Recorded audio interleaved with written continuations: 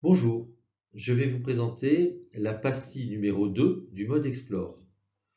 Le mode Explore, nous l'avons vu lors de la vidéo précédente, c'est avant tout un état d'esprit pour construire, puis ensuite dérouler son projet d'entreprise. Nous allons maintenant aborder la question de la mise au point d'un business model. Pour cela, nous allons utiliser un outil conçu par Alexandre Osterwalder, le Business Model Canvas. Cet outil est utilisé par des millions d'entrepreneurs partout dans le monde. Son succès vient sans doute du fait qu'il a été co-construit avec une communauté d'entrepreneurs. Avant de proposer un outil, Osterwalder a commencé par poser la question suivante à plusieurs centaines d'entrepreneurs. Voici une sélection des réponses qu'il a obtenues.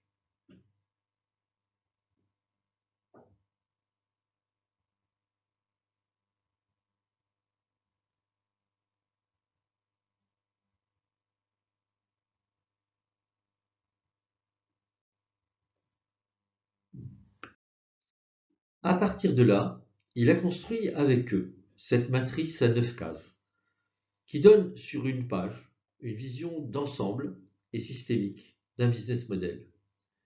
Cet outil sert à la fois à créer un business model, mais également à le faire évoluer.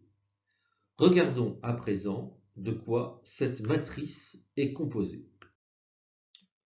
Tout commence par une réflexion sur qui sont vos clients.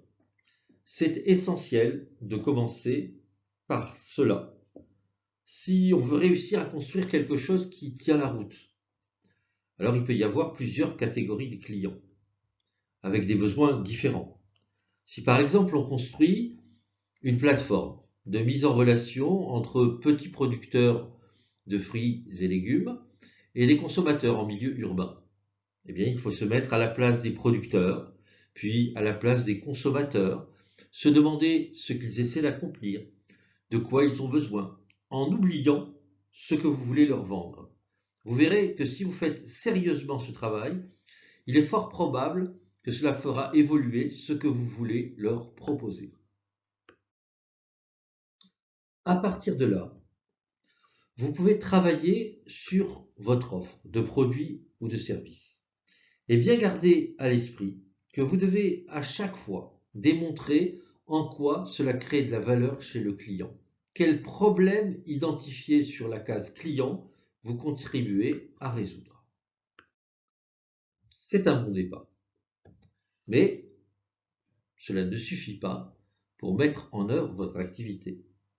Il faut à présent réfléchir à la manière dont vous allez vous y prendre pour faire parvenir vos produits ou vos services chez vos clients. Est-ce que tout se fera à partir d'une appli? Ou est-ce que les clients devront se rendre dans vos locaux? Quels sont les différents chemins que vous pouvez utiliser pour entrer en contact avec vos clients? Les interroger, leur parler, répondre à leurs questions ou leur vendre vos produits. À présent, pour que l'activité se développe, vous devez réfléchir à comment entretenir la relation client. Qu'est-ce que vous faites pour garder le lien avec eux? Des petits déjeuners, des vidéos que vous postez sur les réseaux sociaux, une hotline, des conférences. Si les clients n'entendent pas parler de vous entre vos missions avec eux, ils risquent de vous oublier et de ne plus rien vous acheter. Maintenant, on va s'occuper des moyens à mettre en œuvre pour faire tourner l'activité. Il faut des ressources. On va en particulier s'intéresser aux ressources clés, celles qui sont indispensables pour délivrer le produit ou le service que vous proposez. Par exemple, vous allez noter si vous avez besoin d'un logiciel, de vendeurs, de locaux, de livreurs, de bases de données, de machines, de matières premières, tout ce qui est important pour assurer l'activité de votre entreprise.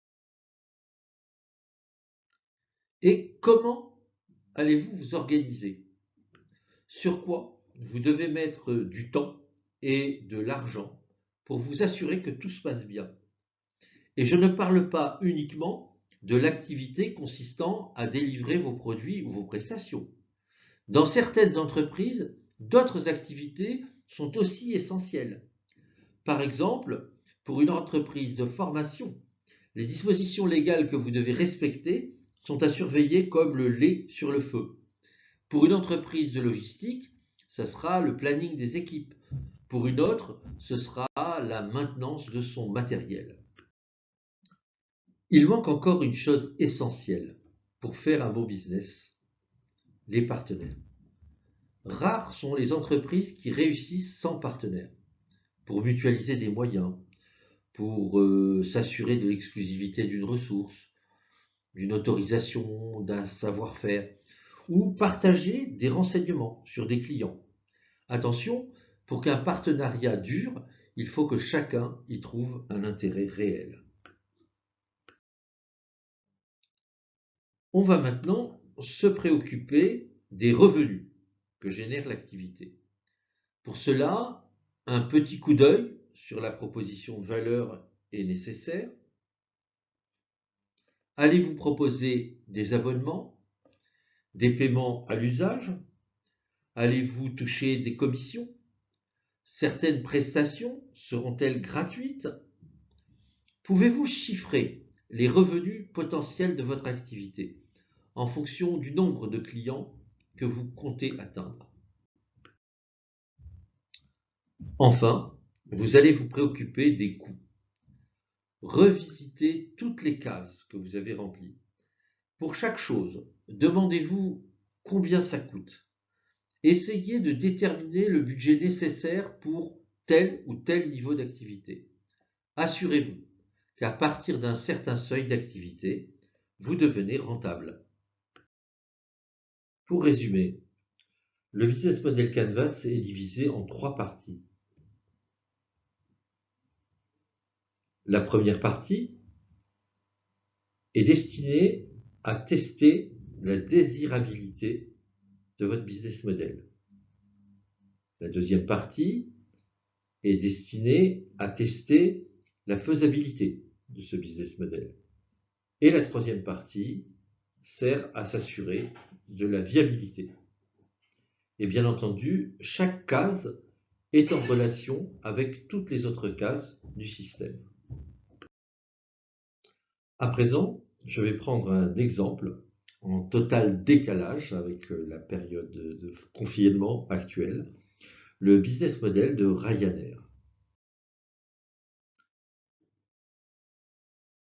Ça, ce sont les segments de clientèle. Pour chaque segment, la proposition de valeur qui va bien, les canaux,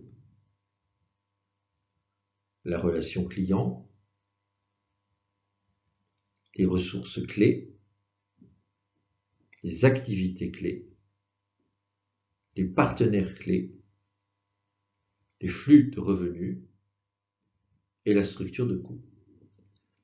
Et bien sûr, pour pouvoir proposer des places en avion à des prix pas chers à des voyageurs qui ont un faible pouvoir d'achat, il faut avoir des ressources comme un seul modèle d'avion qui entraîne un coût d'entretien qui est plus faible que dans d'autres compagnies aériennes, et c'est ça qui permet de proposer des billets 50% moins chers. Pour construire ou faire évoluer un business model, il vaut mieux le faire avec un groupe ressources. Ça peut être des membres de votre équipe, mais ça peut être aussi des clients, des fournisseurs, des partenaires, ou même un candide qui ne connaît rien à votre secteur d'activité. Pour réussir à bien faire travailler un groupe ressources, il faut respecter certaines règles. Règle numéro 1, le groupe ressources est au service de l'entrepreneur. il n'est pas là pour challenger l'entrepreneur, il est là pour apporter des idées, construire de la réflexion. Deuxième règle, celui qui présente son business model, eh bien, il faut qu'il accepte les idées du groupe. Il ne faut pas qu'il les réfute en disant oui, ça j'ai déjà essayé, etc. Non, il faut qu'il prenne tout ce qu'on lui donne pendant cette séance. Troisième règle, on cherche dans un premier temps la quantité, c'est-à-dire qu'il ne faut pas se censurer, il faut vraiment noter tout ce qu'on a dans la tête à propos des différentes cases du business model. Il faut utiliser des post-it, il faut noter qu'une idée par post-it et il faut écrire en gros pour qu'on puisse se relire. Quatrième règle, on s'écoute et on s'écoute jusqu'au bout, sans monopoliser la parole, sans créer de la polémique, sans rentrer dans des discussions de savoir si ça ou ça c'est pertinent. C'est pas le moment. Pour le moment, on produit des idées, on les note sur des post-it et on les pose sur le business model. Enfin, règle numéro 5, on va converger. En fin de séance, on va essayer de rassembler toutes ces idées, de donner de la cohérence au business model. Une dernière chose importante avant de se quitter, les idées qui sortent lors d'une séance consacrée à un business model ne sont que des hypothèses. Elles méritent donc d'être testées sur le terrain. Et en fonction des retours, le business model va sûrement beaucoup être bouleversé. Ne vous inquiétez pas, c'est bon signe.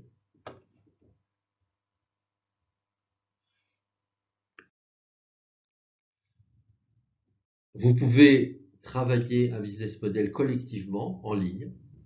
Là, je vous ai mis le site de Osterwalder. Sa boîte s'appelle Strategizer. Et vous pouvez vous entraîner. L'offre est valable un mois gratuitement. Merci de votre attention et donc à la prochaine pastille.